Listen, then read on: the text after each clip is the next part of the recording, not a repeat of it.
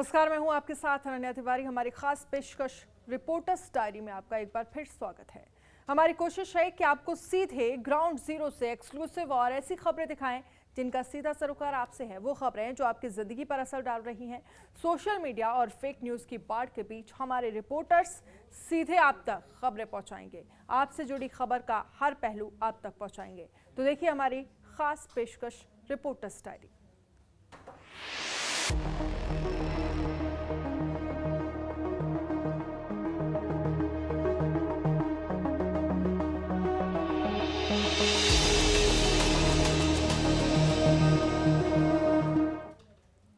देश कोरोना संकट से जूझ रहा है और ऐसे समय में सुप्रीम कोर्ट ने दिल्ली में रेल पटरियों के आसपास की झुग्गी झोपड़ियों को हटाने का आदेश दिया है। इस आदेश का सीधा असर सराय रोहिल्ला रेलवे स्टेशन के पास रह रहे दर्जनों परिवारों पर पड़ेगा। इन परिवारों को अब अपने रहने की चिंता सताने लगी है। रिपोर्ट देखिए।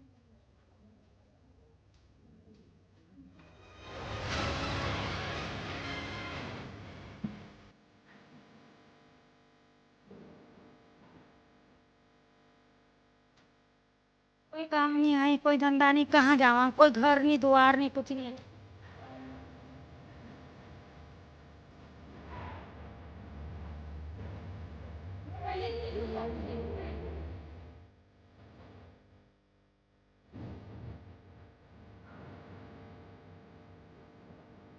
सुप्रीम कोर्ट ने 3 महीने के अंदर दिल्ली में 140 किलोमीटर लंबी रेल पटरियों के आसपास की करीब 48,000 झुग्गी झोपड़ियों को हटाने का आदेश दिया है।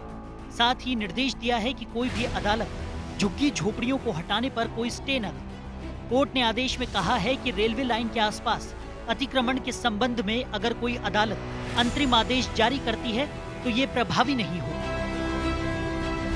दरअसल रेलवे ने कहा था कि एनजीटी ने अक्टूबर 2018 में आदेश दिया था जिसके तहत इन झुग्गी बस्ती को हटाने के लिए स्पेशल टास्क फोर्स का गठन किया गया था। लेकिन राजनीतिक दखलंदाजी के चलते रेलवे लाइन के आसपास का यह अतिक्रमण हटाया नहीं जा सका है। वहीं सुप्रीम कोर्ट ने अपने आदेश में रेलवे सुरक्षा जोन में सबसे पहले अतिक्रमण हटाने के लिए 3 महीने का वक्त दिया है।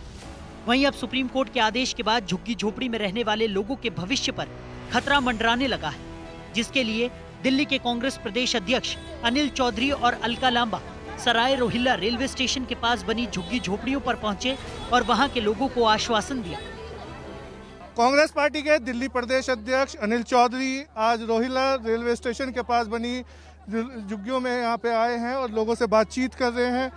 और आप अनिल जी, आप यहाँ पे आए हैं, लोगों से बातचीत करी, किस तरीके का दर्द बता रहे हैं? बहुत बहुत दर्द है। ये माई है, बिहार से है। बाबूजी आए अपने साथ, अपनी संगनी को लेके आए। आज वो नहीं है, इनके बच्चों का जन्म यहाँ हुआ, एक बेटा है एक बेटी है। अब विडो हैं, कहाँ जाएं ये? जो आदेश आया उसका सम्मान हम जरूर करते हैं, पर इन सरकारों पे हम प्रश्न पूछ रहे हैं कि आखिर आपने कोर्ट के सामने ये साक्ष्य क्यों प्रस्तुत नहीं किए? इनका ट्रैक रिकॉर्ड 40-50 साल से लोग रह रहे हैं और पुनर्वास नीति है। शीला जी जब सरकार में थी, राजीव आवासीय योजना हम लोग लेकर के आए। 64,000 मकान आज मौके पे बने हुए हैं। किसके लिए? ये इन गरीब लोगों के लिए। पहले बोले कि हाँ बन गया है तुम लोगों को लिए। लगातार चुनाव आते रहे, आश्वस्त करते रहे, नारे दिए गए, जहां झुग्गी वही मकान। आप देखिए, झुग्गी तो है, मकान किसके लिए बन रहे? सामने आप पीछे देखिए, इन गरीबों के लिए। जो गरीबों के लिए मकान बने, कम से कम उनको तो आप प्रोवाइड कर दीजिए। जब इनको पुनर्वास किया जाए तो इनके रोजगार की भी व्यवस्था की जाए। ऐसे कई पहलू हैं, मौसम की मार है, आगे सर्दी आने वाली है, संक्रमण है। इन तमाम बातों को लेकर के कांग्रेस पार्टी माननीय कोर्ट के सामने एक एप्लीकेशन दोबारा मूव करेगी, दोबारा सुनवाई के लिए गुजारिश करेगी। इनके दर्द को समझने के लिए, मैं समझता हूँ समझाने के लिए सरकारों को आगे आना चाहिए था, जो उन्होंने नहीं किया प्रयास। वो लेकर के हम रिव्यू पिटीशन कोर्ट में डालेंगे। तो ये अनिल चौधरी हैं, प्रदेश अध्यक्ष है कांग्रेस पार्टी के, जिनका कहना है कि कांग्रेस पार्टी आज उन परिवार से मिलने आई है, उनका यहाँ पे जो दुख है वो यहाँ पे सुना है और ऐसे में जो रिव्यू पिटीशन है एक बार और दाखिल करेगी और माननीय सुप्रीम कोर्ट से ये आग्रह करेगी कि एक बार और गरीबों का दर्द यहाँ पे सुनना चाहिए। रेल की पटरियों के पास बसी झुग्गियां हटाने के सुप्रीम कोर्ट के फैसले से राजधानी दिल्ली में करीब 10 लाख से ज्यादा गरीब बेघर हो जाएंगे। लिहाजा प्रदेश कांग्रेस सर्वोच्च न्यायालय में इस मामले को लेकर समीक्षा याचिका दायर करेगी। देखिए, जब से सुप्रीम कोर्ट का ये आदेश आया है कि 48,000 रेलवे ट्रैक के पास जो झुग्गी बस्ती है, जहाँ गरीब मजदूर रेहड़ी पटरी वाला रहता है, उसे वहाँ से हटाया जाए। हटाना शब्द है जो हमें चिंता पैदा कर रहा है। इन्हें यहाँ से कहीं भेजने की विकल्प नहीं है कुछ भी, जो काम सरकारों का है। हम दिल्ली की केजरीवाल सरकार से पूछना चाहते हैं कि केंद्र की मोदी सरकार से मिलकर क्या इनके लिए वैकल्पिक स्थान की आपने व्यवस्था की है। कोरोना काल महामारी चल रही है, लोग अपने घरों में बेरोजगार बैठे हुए हैं। 3 महीने मतलब 90 दिन के अंदर इनकी छतें छिननी है। दिसंबर का सर्दियों का महीना शुरू हो जाएगा। अब खुले में सर्दी में कोरोना काल में महामारी में बेरोजगार परिवारों को छोड़ने के लिए बैठे हैं, आपकी कोई तैयारी है? वहीं सराय रोहिल्ला रेलवे के पास दर्जनों परिवार ऐसे हैं जो 50 साल से वहां पर रह रहे हैं और कोर्ट के आदेश का सीधा असर इन परिवारों पर पड़ेगा। इन लोगों की मांग है कि इनके लिए घर की व्यवस्था की जानी चाहिए, क्योंकि लॉकडाउन के बाद वैसे ही काम बंद है और अब झुग्गियों को हटाने के लिए कहा जा रहा है। ऐसे में ये परिवार कहां जाएंगे, ये एक बड़ा सवाल है। नहीं, ये गलत एड्रेस दे रहे हैं, क्योंकि पहले कोई जगह दे, रहने की जगह दे, तभी हम कुछ कर पाएंगे। यहाँ खाली करेंगे, ऐसे नहीं करेंगे। हमने बहुत सालों से रह रहे हैं, 25 सालों से रह रहे हैं। मेरी भी झुग्गी है, आज 50 साल से मैं यहाँ रह रही हूँ। 50 साल से आज तक किसी ने, किसी पार्टी ने कुछ नहीं किया।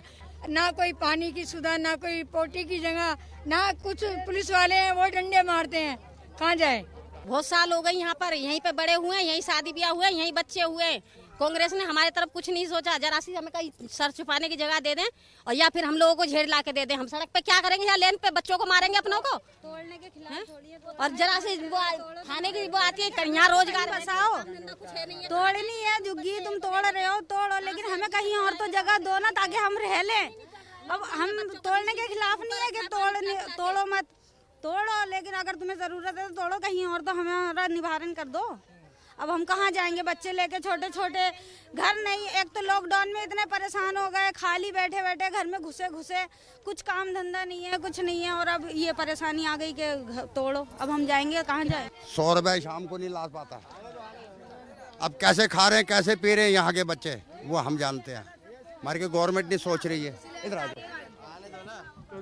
तो आप स्थिति को समझ सकते हैं कि लॉकडाउन के बाद से वैसे ही तमाम जो वर्ग हैं उनकी हालत ख़राब है, और ऐसे में सुप्रीम कोर्ट का जो फैसला है उसको लेके कांग्रेस की तरफ से भी पिटीशन दायर करने की बात की जा रही है। वहीं दूसरी तरफ अगर बात करें तो इन झुग्गियों में रहने वाले लोग पिछले 50 साल से यहाँ पर रह रहे हैं, जिनका कहना है कि एक बार अगर कोर्ट की तरफ से ये फैसला सुनाया गया है तो उसको हमें कोई व्यवस्था ऐसी करी जाए जिससे कि उनको घर मिल सके, नहीं तो यहाँ से वो झुग्गियों को ना हटाया जाए। कैमरामैन सुमित मावी के साथ शिव त्यागी, जनतंत्र टीवी, दिल्ली। देश में अर्थव्यवस्था लॉकडाउन के बाद से लगातार खराब होती जा रही है। ऐसे समय में लॉकडाउन के दौरान आत्महत्या करने के आंकड़े में तेजी देखने को मिली है।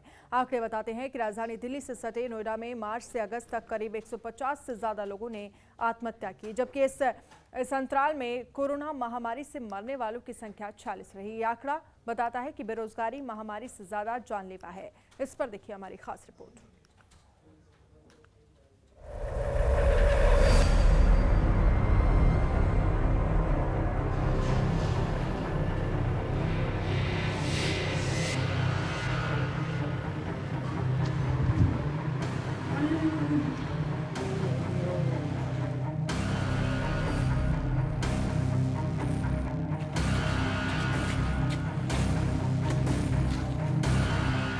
नोएडा उत्तर प्रदेश का शो विंडो कहा जाता है, लेकिन आजकल ये सुसाइड हब बन चुका है। कोरोना काल में लोगों का रोजगार छिन गया है। नौकरी, दिहाड़ी मजदूर और रेडी पटरी लगाने वाले लोगों पर सबसे ज्यादा असर पड़ा है।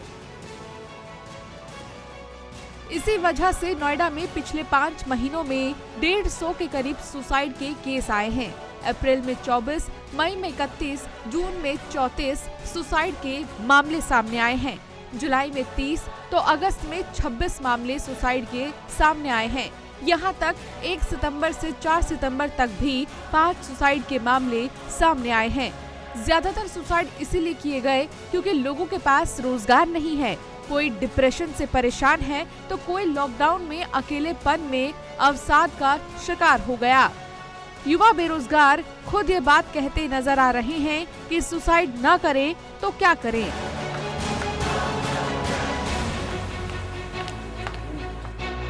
नोएडा के सेक्टर 70 के B70 में अपने भाई और भाभी के साथ रह रहे अमन सचान ने फांसी लगाकर आत्महत्या कर ली है।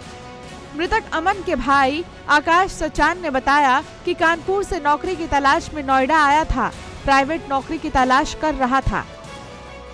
मेरे छोटे भाई थे एज 28 और उन्होंने आज घर पे अपना फांसी लगा के सुसाइड कर लिया। अब तो कह नहीं सकते, बाकी घर से तो पूरा सपोर्ट था। जॉब की काफ़ी दिनों से ट्राई कर रहे थे, गवर्नमेंट जॉब की प्रिपरेशन कर रहे थे। उसके बाद अभी जब लॉकडाउन के बाद अभी पिछले 6 अगस्त को यहाँ पे आए थे कि गवर्नमेंट मतलब प्राइवेट जॉब की कुछ तलाश में, तो उसी के ट्राई कर रहे थे। लॉकडाउन में नौकरी जाने की वजह से हजारों परिवार ने पलायन कर लिया। वहीं कई ऐसे लोग हैं जो कि बेरोजगारी का गम बर्दाश्त नहीं कर पाए और उन्होंने आत्महत्या कर ली। फ्लैक्स हॉस्पिटल के डॉक्टर DK गुप्ता बताते हैं कि लॉकडाउन के दौरान घर में रहने की वजह से डिप्रेशन के चलते कई बार इस तरीके के कदम लोग उठा लेते हैं। तो वहीं लॉकडाउन के समय कई लोगों की नौकरी, जिसके वजह से आर्थिक बोझ झेलना पड़ रहा है। अगर हम देखें तो इस कोरोना पेंडेमिक में बहुत सारी चीज़ें ऐसी हुई जो पहली बार हुई हैं, या इतना ज़्यादा एक्सेसिव चीज़ें हुई हैं जिनकी वजह से लोगों में अकेलापन, सोशल डिस्टेंसिंग और लोगों के अंदर लैक ऑफ जो मूवमेंट था। जो शुरू में जो लॉकडाउन था, लोग अपनों से मिल नहीं पा रहे थे, पेरेंट्स बच्चों से नहीं मिल पा रहे थे, कोई कहीं फंस गया था, तो उसकी वजह से एंजाइटी, डिप्रेशन इतना सारा बढ़ गया था लोगों में, तो डेथ और सुसाइडल डेथ स्पेसिफिकली बढ़ गई थी। इसके अतिरिक्त देखें तो बहुत सारे लोग अल्कोहल डिपेंडेंस थे, तो जब अल्कोहल नहीं मिल रहा था तो उनके अंदर अल्कोहल विड्रॉल सिम्टम्स आ गए थे। अल्कोहल विड्रॉल सिम्टम्स में भी सीवियर केस में डिप्रेशन हो जाता है और वो लोग सुसाइड टेंडेंसी उनमें आ जाती है। वहीं नोएडा पुलिस के additional police commissioner love Kumar का कहना है कि ये अलग तरीके से मानसिक परिस्थिति होती है जिसमें इस तरीके के कदम उठा लेते हैं। हमारे जवान जनता के बीच में रहते हैं और वो लगातार पब्लिक से बातचीत करते हैं और लोगों को समझाते भी रहते हैं, और हमारे द्वारा ये कोशिश की जाएगी कि लोगों की काउंसलिंग भी कराएं। आत्महत्या के पीछे की वजह से पारिवारिक विवाद, आर्थिक तंगी, बच्चों में पढ़ाई को लेकर तनाव देखा जाता है। सुसाइड की जो घटनाएं हैं काफ़ी संज्ञान में आई हैं, और जहां तक हम अगर सुसाइड की घटना का जिक्र करें तो मुझे लगता है ये एक अलग तरह की एक मानसिक परिस्थिति होती है। एक क्षण होता है जिसमें व्यक्ति सब कुछ भूल के एक ऐसा कदम उठा लेता है, एक ऐसा निर्णय ले लेता है जो कि उसकी ज़िंदगी का शायद सबसे महत्वपूर्ण और आखिरी निर्णय होता है। कोरोना काल में हुए लॉकडाउन में कई लोगों की नौकरी चली गई, जिसके कारण कई लोगों ने आत्महत्या कर ली। नोएडा में ही मार्च से अगस्त तक के बीच में करीब 150 लोगों ने आत्महत्या कर ली है। कई मामलों में बेरोजगारी वजह बताई गई है, तो कई मामलों में घरेलू विवाद देखा गया है। लॉकडाउन के दौरान आत्महत्या के मामले सबसे ज़्यादा सामने आए हैं। ऐसे में अगर गौतम बुद्ध नगर की अगर बात करें तो मार्च से अगस्त तक यहाँ पे 150 से ज़्यादा आत्महत्या के मामले सामने हैं, और सबसे बड़ी वजह आत्महत्या के पीछे लोगों के बेरोजगार होने की है। कोरोना काल के दौरान जब लॉकडाउन हुआ तो सबसे ज़्यादा लोगों की नौकरी चली गई, जिसकी वजह से लोगों ने आत्महत्या का रास्ता चुना। कैमरामैन शेरा सिंह के साथ शिव त्यागी, जनतंत्र टीवी, नोएडा। रिपोर्टर्स डायरी में वक्त एक छोटे से ब्रेक का। ब्रेक के बाद हमारी खास पेशकश जारी है।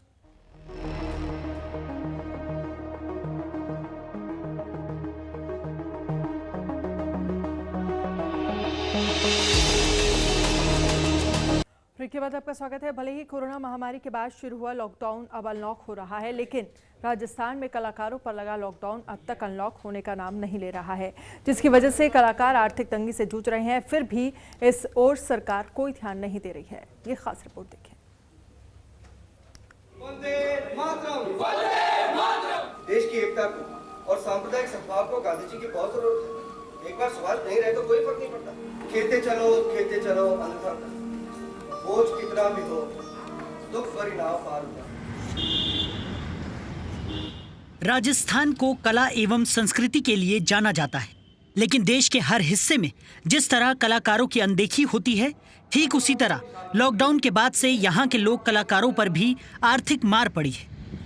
कोरोना महामारी के कारण सार्वजनिक कार्यक्रमों पर फिलहाल पाबंदी है।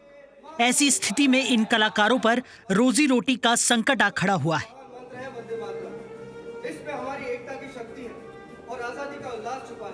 अभी कुछ दिन पहले चाहे थिएटर आर्टिस्ट हों या फिर अन्य कलाकार, सभी के एक जैसे ही हालात बने हुए हैं। कांग्रेस को भले ही सुभाष की जरूरत ना हो।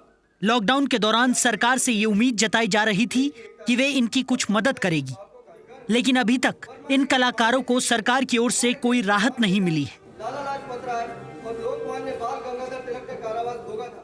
देखिए, स्थिति तो ये है कि सारी एक्टिविटी रुकी हुई है अभी तक और बहुत बुरा दौर है। कलाकार जो समृद्ध कलाकार है वो भी ज़्यादा दिन तक नहीं सर्वाइव कर पाएंगे और जो हमारे गरीब कलाकार हैं, खासकर जो लोग कलाकार हैं, जो पारंपरिक कलाकार हैं, उनको बहुत ज़्यादा दिक्कत आ रही है। दुर्भाग्य की बात यह है कि अभी तक ना तो राज्य सरकार ने और ना ही केंद्र सरकार ने कोई ऐसी योजना बनाई है जिससे कि हम कलाकारों को मदद मिल सके। बट हमें उम्मीद है कि जल्दी ही उसके पुख्ता परिणाम आएंगे। थिएटर आर्टिस्ट के साथ ही फोक आर्टिस्ट और परफॉर्मिंग आर्टिस्ट को काफी परेशानी आ रही। शहर के रविंद्र मंच और जवाहर कला केंद्र, जहां पर ज्यादातर कार्यक्रम हुआ करते थे, आज वे भी खाली पड़े हैं। इस लॉकडाउन के अंदर जो फोक आर्टिस्ट है या परफॉर्मिंग आर्टिस्ट है, सबसे पहले उनको दिक्कत आ रही है। और जो लोग प्रोफेशनल काम करते हैं, क्योंकि ऑडिटोरियम सारे बंद हैं, अभी लॉकडाउन में खुला नहीं है, तो कहीं भी प्रस्तुति हो नहीं सकती है, तो इस वजह से थोड़ा प्रॉब्लम हो सकती है। जो आर्टिस्ट प्योरली इसी भी काम करते हैं, उनका खर्चा चलना बड़ा मुश्किल हो रहा है। तो ऐसे में गवर्नमेंट कोई हेल्प भी नहीं कर रही है। हम उम्मीद भी करते हैं कि, और आज मीटिंग है गवर्नमेंट से, तो वो क्या नतीजा निकलता है, कुछ ना कुछ तो निकलेगा।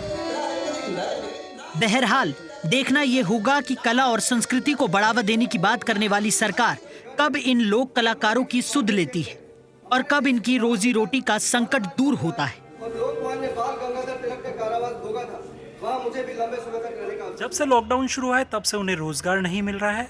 इस वक्त मैं खड़ा हूँ जवाहर कला केंद्र के ओपन थिएटर में और आप देख सकते हैं कि इस ओपन थिएटर में जहाँ पर अमूमन कार्यक्रम हुआ करते थे, जब से लॉकडाउन शुरू हुआ है तब से कोई कार्यक्रम यहाँ पर नहीं हो रहा है। और लगातार जो लोक कलाकार हैं वो सरकार से डिमांड कर रहे हैं कि उनको कुछ रिलीफ है वो यहाँ पर दी जाए, लेकिन अब तक सरकार के स्तर पर किसी तरह का कोई बड़ा प्रयास होता हुआ नजर नहीं आया है। अरविंद पालावत, जनतंत्र टीवी, जयपुर। चुनाव आते ही सभी राजनीतिक पार्टियां चुनाव प्रचार में जुट जाती हैं और ऐसा ही नजारा पटना की सड़कों पर दिख रहा है, जहां अभी से सभी राजनीतिक पार्टियों ने पोस्टर से शहर को पाट दिया है। लेकिन इन राजनीतिक पार्टियों से ना तो नगर निगम की तरफ से कोई शुल्क वसूला जाता है, ना ही उन पोस्टर को हटाया जाता है। रिपोर्ट देखिए।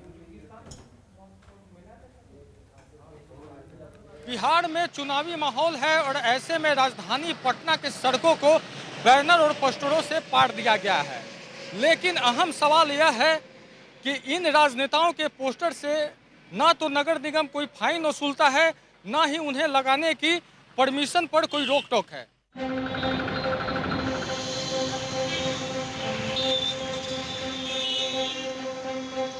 ये है बिहार की राजधानी पटना, जो पूरी तरह चुनावी रंग में रंगीन नजर आ रही है। बिहार में बस कुछ दिनों के बाद ही विधानसभा चुनाव होने हैं। ऐसे में सारी राजनीतिक पार्टियां चुनाव प्रचार में जुट गई हैं और इस चुनाव प्रचार में सबसे सशक्त माध्यम पोस्टर और बैनर होते हैं, जिसकी वजह से ये राजनीतिक पार्टियां बिना किसी रोक टोक के पोस्टर बैनर से शहर को पाट दे रही है। लेकिन इसका सुध लेने वाला कोई नहीं है।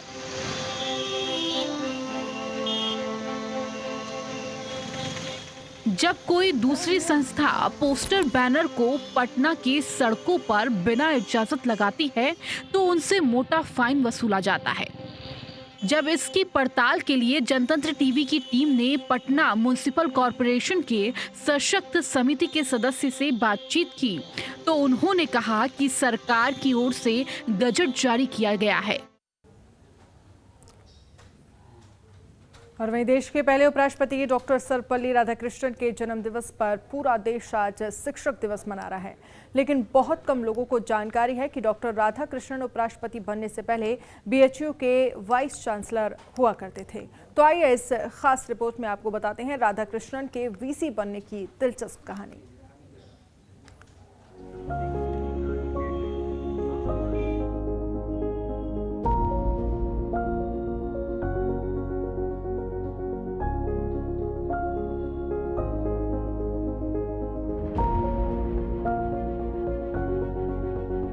ये बात तब की है जब महामना पंडित मदन मोहन मालवीय की तबीयत तब ठीक नहीं रहती थी और महामना को बीएचयू की चिंता लगी रहती थी। महामना चाहते थे कि कोई उनके बाद कोई ऐसा शिक्षाविद बीएचयू को संभाले जिसकी योग्यता और विद्वता को लेकर पूरी दुनिया में किसी को संदेह ना रहे और विश्वविद्यालय के छात्रों की योग्यता को भी जो नई ऊंचाई प्रदान करने में सहयोग कर सके। आज भी काशी हिंदू विश्वविद्यालय में सर्वपल्ली राधाकृष्णन जी के अनेक स्मृतियां हैं। मालवीय भवन में उनके चित्र हैं, उनके द्वारा लिखित कुछ पत्र हैं। भारत कला भवन में भी उनकी स्मृतियों से जुड़े हुए अनेक विषय हैं जो संग्रहालय में है। कि काशी हिंदू विश्वविद्यालय में जो गीता प्रवचन होता है प्रत्येक रविवार को, उसमें अनेक प्रवचन रविवार को सर्वपल्ली राधाकृष्णन के हुए हैं। उस वक्त महामना को डॉक्टर कृष्णन से ज्यादा इस पद के लिए कोई योग्य नहीं लगा। महामनी ने इस जिम्मेदारी के लिए कृष्णन को अप्रोच किया, लेकिन डॉक्टर राधाकृष्णन ने ये जिम्मेदारी लेने से मना कर दिया। तब महामना ने कृष्णन को दिल को छूने वाली एक चिट्ठी लिखी। चिट्ठी मिलते ही डॉक्टर राधाकृष्णन ने महामना से मुलाकात की और कुछ समय के लिए विश्वविद्यालय की जिम्मेदारी लेने के लिए तैयार हो गए। लेकिन उन्हें कहाँ पता था कि उन्हें बीएचयू से ऐसा लगाव होगा कि वो वीसी बनकर 9 साल तक अवैतनिक होकर इसकी सेवा करेंगे। ये वही चिट्ठी है जो महामना ने कृष्णन को लिखी थी, जिसे पढ़ने के बाद राधाकृष्णन वीसी की जिम्मेदारी लेने को तैयार हो गए थे। आज भी ये चिट्ठी बीएचयू के कला भवन में मौजूद है। वहीं बीएचयू के वीसी रहते डॉक्टर राधाकृष्णन ने कई प्रेरणादायक चीजें शुरू की थी। उनमें से एक है गीता पर प्रवचन देने की परंपरा, जो आज भी बनी हुई है।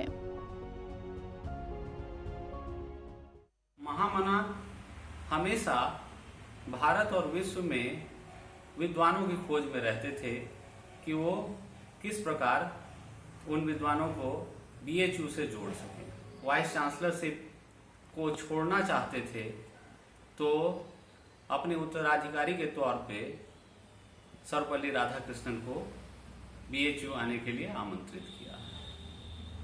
कुछ समय पश्चात वो यहाँ आए भी और अपने लंबे कार्यकाल के दौरान विश्वविद्यालय के विकास के लिए करते रहे। शिक्षा और साक्षरता ऐसा लफ्ज है जिनका जिक्र आते आज भी डॉक्टर सर्वपल्ली राधाकृष्णन के कार्यों को शिद्दत से याद किया जाता है। उन्होंने न सिर्फ बीएचयू के कुलपति के रूप में छात्रों के व्यक्तित्व विकास पर जोर दिया, बल्कि एक शिक्षक का आदर्श जीवन भी प्रस्तुत किया। रिपोर्टर्स डायरी में फिलहाल इतना ही। देश दुनिया की तमाम बड़ी खबरों के लिए आप देखते रहिए जनतंत्र टीवी। नमस्कार।